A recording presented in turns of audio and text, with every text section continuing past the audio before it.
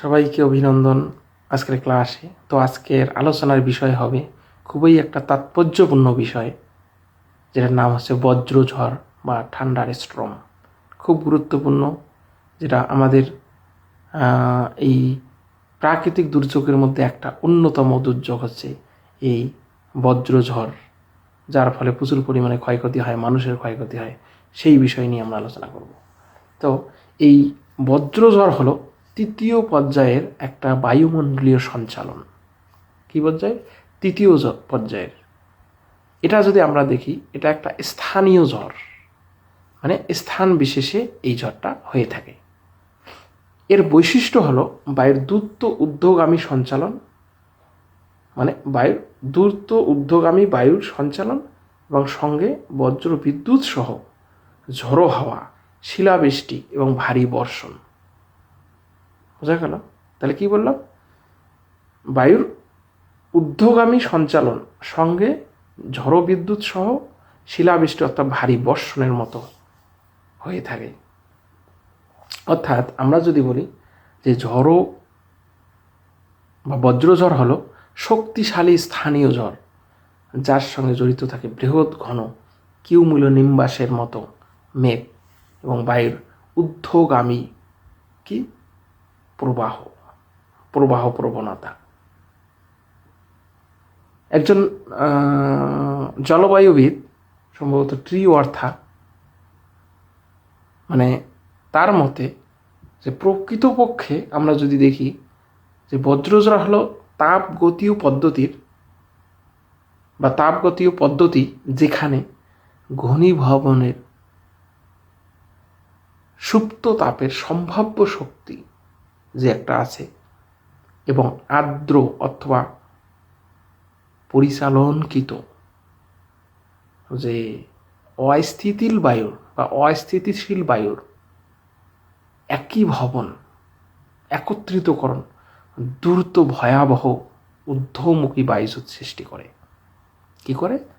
ভয়াবহ ঊর্ধ্বমুখী বায়ু স্রোত সৃষ্টি করে, যেখানে মুষলধারা বর্ষণ, শিলাবৃষ্টি, ঝড়ো বা দমকা হাওয়া, বিদ্যুতের ঝলকানি বা বজ্র যুক্ত হয়ে থাকে। এই মুষলধারায় বৃষ্টি ও ঝড়কে অনেক সময় ভয়ঙ্কর আকার বা ধারণ করেও থাকে, যেটা সমাজের ক্ষতি হয়ে থাকে। তো মুষলধারে বৃষ্টি ও বজ্রঝড়কে মেঘের বিস্ফোরণ বলেও আখ্যায়িত করা হয়।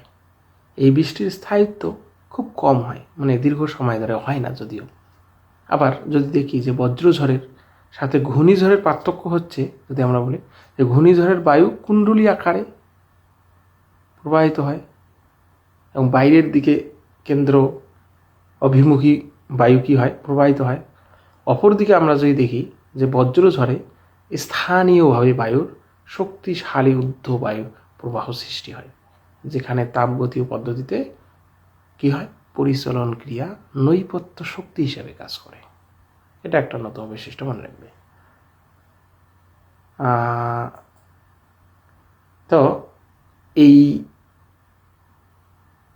এই ঝড় খুব শক্তিশালী, দ্রুতগামী, মানে এবং কি হয়? ঊর্ধ্বগামী বায়ু প্রবাহ। এখানে আমরা যদি দেখি যে তাপ শক্তি বা তাপগতীয় শক্তি কাজ করে, যা সম্ভাব্য শক্তি বা নিট শক্তিতে রূপান্তরিত হয়ে ঝড়ো হাওয়া সৃষ্টি করে। বোঝা গেল? আর এই ঝড় বা বজ্রঝড় কোষ ধরনের আর্দ্র বায়ুর ঊর্ধ্বগামী প্রবাহ, যেখানে অনেকগুলো পরিচালন কোষ সৃষ্টি হয়, একটা নয় অনেক পরিচালন কোষের সৃষ্টি হয়। আবার মাঝে মাঝে এই বজ্রঝড় শক্তিশালী ব্যাপক ঝড়ে পরিণত হয় এবং যেটা ক্ষয়ক্ষতি হয়ে থাকে অনেক, মনে রাখবে। আবার বজ্রঝড়ের একটি পরিচালন কোষ থাকলে ঝড় তেমন প্রবল হয় না, কিন্তু যখন একাধিক পরিচালন কোষ একসঙ্গে মিশে তখন মারাত্মক ধ্বংসাত্মক হয়ে থাকে, মনে রাখবে। এই ঝড়, যে ক্রান্তীয় ঝড়ে কি হয় আমরা দেখেছি যে ভারী বর্ষণ, মেঘের গর্জন, বিদ্যুৎ চমকানো থাকে। অনেক সময় দেখা যায় যে ওই মধ্য অক্ষাংশীয় বজ্রঝড়ে কি হয়, শিলাবৃষ্টি বা ঝড়ো হাওয়া, কিন্তু বৃষ্টিপাত বা বর্ষণ তেমন থাকে না। বুঝা গেল? বর্ষণ তেমন থাকে না। আবার আমরা যদি দেখি যে আর্দ্র ক্রান্তীয় অঞ্চলের ঝড় একটা নৈমিত্তিক ঘটনা হলেও সংগঠনের দ্রুততা স্থলভাগ থেকে সমুদ্র হয়ে বেশি থাকে। আমরা যদি দেখি যে প্রতি বছর ক্রান্তীয় বা উপক্রান্তীয় বা মধ্য অক্ষাংশ এলাকায় প্রায় 16 মিলিয়ন বজ্রঝড় সংঘটিত হয়।